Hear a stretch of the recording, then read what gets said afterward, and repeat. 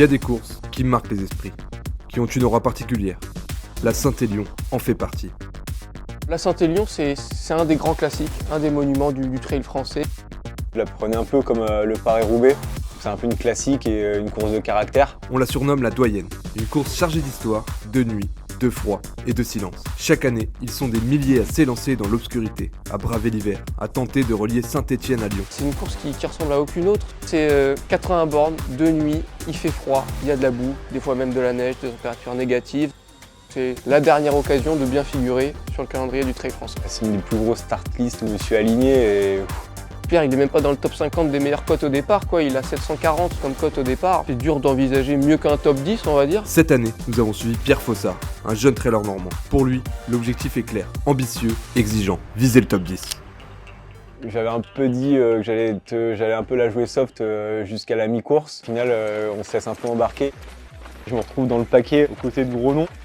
C'est parti relativement vite, comme je pense tous les ans à la Saint-Élion.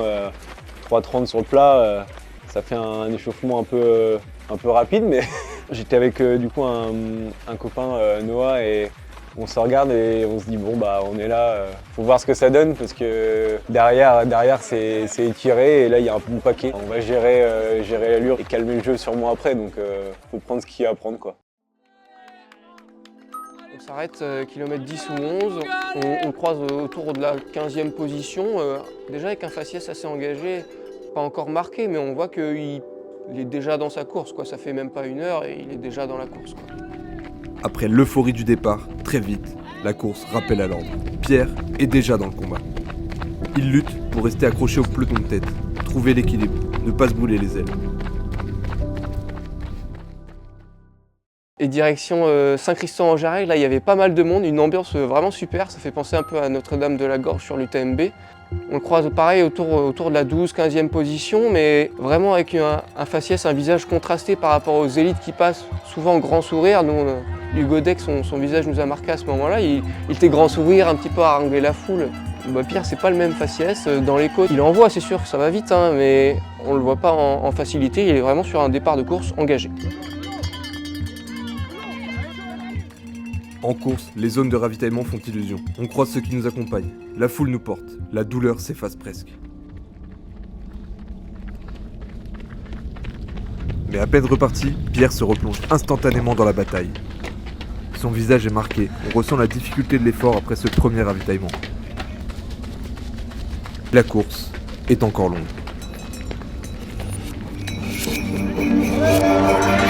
On fait le ravito express à Sainte-Catherine, on lui donne ce qu'il faut, il est autour de la 12e place, il a repris quelques gars et franchement il a un meilleur visage, un peu plus en contrôle sur ce tronçon-là on va dire. Pour l'instant tout va bien.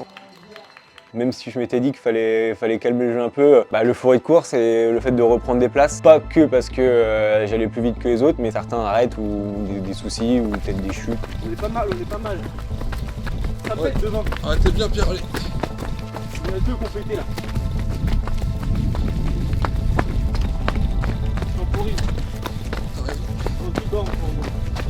Pierre a gagné en confiance. Il a repris 2 places en une dizaine de kilomètres et il se sent assez bien pour accélérer. Mais 15 km plus loin, l'addition arrive. Il paye le prix d'un début de course très engagé. Moi ses yeux ils m'ont fait un peu peur honnêtement à ce moment-là. Il avait le regard vraiment pas vide mais vraiment il était entamé quoi. Il restait encore 3 heures de course, on s'est à se dire est-ce que ça va pas être la dégringolade, parti un peu fort pour jouer pourquoi pas top 10, au final ça se trouve il peut sortir de 20 en explosant, voire ne pas finir, il y a plein de mecs qui n'ont pas fini. Vraiment grosse période de doute sur le kilomètre 50 à 60, 70, on a du mal. J'ai eu des moments qui sont arrivés comme ça et il faut se dire que ça va passer, faut reprendre un peu les choses à zéro. Ils repartent à 2 et puis on voit ensuite que Pierre n'arrive pas vraiment à le suivre, à tenir le train. Donc il est sur une pente un petit peu descendante, toujours aux mêmes places parce qu'il y a des gars qui abandonnent. Benjamin Paulin qui saute après ce ravitaillement-là au gymnase. Toujours un scénario de course spécial quoi. Un gars qui abandonne, un gars qui double Pierre. 2 gars qui abandonnent, 2 gars qui doublent Pierre. Au final, toujours pas top 10 mais toujours dans le coup.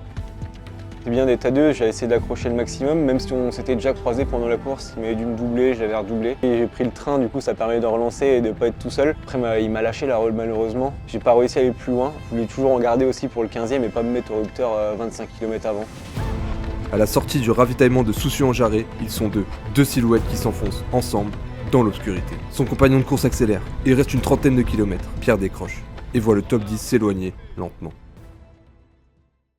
Kilomètre 65, Chanopo, c'est un ravitaillement un peu spécial. Ils courent d'un côté de la route pour aller au ravitaillement et ils reviennent par l'autre côté de la route. Il y a un petit aller-retour, donc on croise ses concurrents, on croise ses adversaires. Dans l'aller-retour, je les croise et là ça m'a remis un peu en confiance de voir que c'était à 1 minute 30, 2 minutes. On voit pas Pierre dans un super état, mais les autres dans un état pas mieux non plus. Donc on se remet à y croire et sorti de l'aller-retour, au chrono, on pointe à 1 minute, quoi.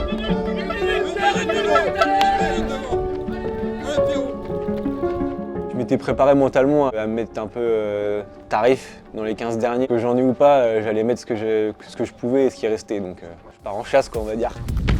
Ah, c'est bon, ça va mieux. Ah mais c'est cool là, c'est bon, ça va mieux, j'ai passé le dur. Je suis au lit là. T'as descendu jusqu'au bout, t'as une minute devant.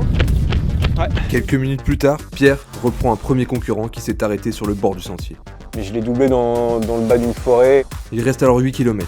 Il est 11e. Il aperçoit, enfin, dans une montée, celui qui lui ferme la porte du top 10. Arrivé là-haut, je me dis que là faut y aller parce qu'il reste 7 km, donc je sens que j'ai encore les jambes. J'essaie d'envoyer pour faire la jointure. Et quand j'arrive sur lui, je m'étais dit que j'allais pas mettre à sa hauteur, j'allais directement attaquer. Donc j'attends un petit faux plat montant et en haut du faux plat, j'attaque pour basculer dans la descente et essayer de faire le creux directement, quoi. Et je regarde au bout de quelques mètres et je vois que j'ai réussi à faire le creux. Donc je me dis, faut vraiment foncer la pointe et faut y aller, quoi. Quand je le croise, pour moi, il est top 10, quoi. Je compte les gars, je vois Hugo Deck passer, je vois Noah passer, je vois un gars, et celui d'après c'est Pierre en fait. Donc ça fait 10 en théorie. Je lui demande, t'as doublé des gars? Il me dit, ouais, j'en ai repris 2. Il était 12, ça fait 10, normalement c'est bon. Magnifique, il est là, parfait. Pour Pierre Fossard qui prend la 10e place, vos applaudissements bien sûr.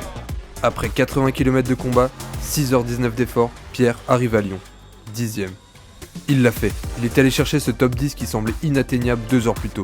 Il est accueilli par Ludovic Collet, la voix du trail français qu'il rencontre pour la première fois. Après 1 an et demi de course à pied, Pierre, le jeune poissonnier, tape à la porte du trail professionnel. Et il ne va sûrement pas s'arrêter là.